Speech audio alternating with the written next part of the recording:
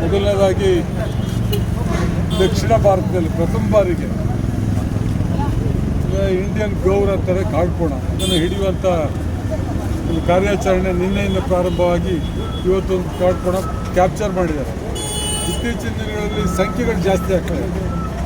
Family planning ಮಾಡೋದ್ರ ಬಗ್ಗೆ ಕೂಡ ಯೋಚನೆ ಇದೆ. ಇದ್ರ ಬಗ್ಗೆ ಏನು ಬೆಳೆ ಹಾನಿ ಮಾನವ ಹಾನಿ ಆಗ್ತಾ ಇರೋದ್ರಿಂದ ನಾವು ಅರಣ್ಯ ಸಚಿವರಾದಂಥ ಈಶ್ವರ್ ಖಂಡ್ರೆ ಸಾಹೇಬರು, ಮುಖ್ಯಮಂತ್ರಿಗಳಾದಂಥ ಸಿದ್ದರಾಮಯ್ಯನವರು, ಡಿ ಕೆ ಶಿವಕುಮಾರ್, ನಮ್ಮ ಜಿಲ್ಲೆಯ ಉಸ್ತುವಾರಿ ಸಚಿವರಾದಂಥ ಜಾರ್ಜ್ ಸಾಹೇಬರು ಮತ್ತು ಪುಷ್ಕರ್ ಸಾಹೇಬರು, ನಮ್ಮ ಯಶ್ಪಾಲ್, ಶಿವಶಂಕರ್ ಮತ್ತೆಲ್ಲ ತಂಡ, ನಮ್ಮ ಡಾಕ್ಟರ್ ಶೆಟ್ಟಿಯಪ್ಪ, ಭಾಳ ನುರಿತ ವೈದ್ಯರು, ಡಾಕ್ಟರ್ ರಮೇಶ್, ಹೀಗೆ ವೈದ್ಯರ ತಂಡ ಸುಮಾರು, ಡಾಕ್ಟರ್ ಆನಂದ್, ಸುಮಾರು 80 ಜನ ತಂಡದೊಂದಿಗೆ ವಿನಯ್ರವರು ನಿನ್ನೆ ಒಂದು ಪ್ರಯತ್ನ ಆಯಿತು.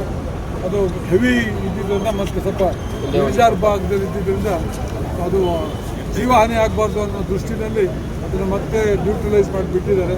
ಇವತ್ತೊಂದು ಶಿಗ್ಗೇರಿ ವಿಧಾನಸಭಾ ಕ್ಷೇತ್ರದ ವ್ಯಾಪ್ತಿಯ ಗಡಿ ಭಾಗದಲ್ಲಿ ಒಂದು ಕಾಡ್ಕೋಣವನ್ನು ಕ್ಯಾಪ್ಚರ್ ಮಾಡಿ ಅದನ್ನು ಅರಣ್ಯಕ್ಕೆ ಕೊಡೋದಕ್ಕೋಸ್ಕರ ಕೊಂಡೋಗ್ತಾ ಇದ್ದಾರೆ. ಅದೊಂದು ಹೊಸ ಪ್ರಯೋಗ ಯಶಸ್ವಿಯಾಗಿದೆ. ಯಾಕೆಂದರೆ ಇದ್ದಿದ್ರೆ ಏನಾದ್ರು ಒಂದು ಈ ರೀತಿ ಕಂಡುಹಿಡಿದಲ್ಲ ಇದ್ದರೆ ಮಾನವ ಪ್ರಾಣಿ ಸಂಘರ್ಷ ಜಾಸ್ತಿ ಆಗ್ತದೆ. ಜಾಸ್ತಿ ಆದಂಥ ಸಂದರ್ಭದಲ್ಲಿ ಮಾನವ ಹಾನಿಯಾದಂಥ ಸಂದರ್ಭದಲ್ಲಿ ಮಾನವರು ಆಕ್ರೋಶಗೊಳ್ಳುವಂಥ ಸಾಧ್ಯತೆ ಇರೋದ್ರಿಂದ ಈ ರೀತಿಯ ಪ್ರಕ್ರಿಯೆಗಳು ಆಗಬೇಕು. ಇದಕ್ಕೆ ಕೆಲವರು ವಿರೋಧ ಇದೆ, ಪರಿಸರವಾದಿಗಳ ವಿರೋಧ ಇದೆ. ಪರಿಸರವಾದಿಗಳು ಕಾಡು ರಕ್ಷಣೆ ಜೊತೆಗೆ ಮಾನವ ರಕ್ಷಣೆಯೂ ಅದು ನಾವೆಲ್ಲ ಅವಿನಾವ ಸಂಬಂಧದಿಂದ ಬದುಕಬೇಕು. ಕಾಡು ಪ್ರಾಣಿ ಮನುಷ್ಯನ ಹತ್ಯೆ ಮಾಡಬಾರ್ದಲ್ಲ. ಹತ್ಯೆ ಮಾಡುವಂಥ ಸಂದರ್ಭದಲ್ಲಿ, ತೊಂದರೆ ಕೊಡುವಂಥ ಸಂದರ್ಭದಲ್ಲಿ ಬೇಕಾದಷ್ಟು ವಿಪುಲವಾದಂಥ ಕಾಡು ಹುಲ್ಗಾವಲಿರುವಂಥ ಪ್ರದೇಶಗಳಿದ್ದಾವೆ, ಅಲ್ಲಿ ಕೊಂಡೋಗ್ಬಿಡ್ತಾರೆ.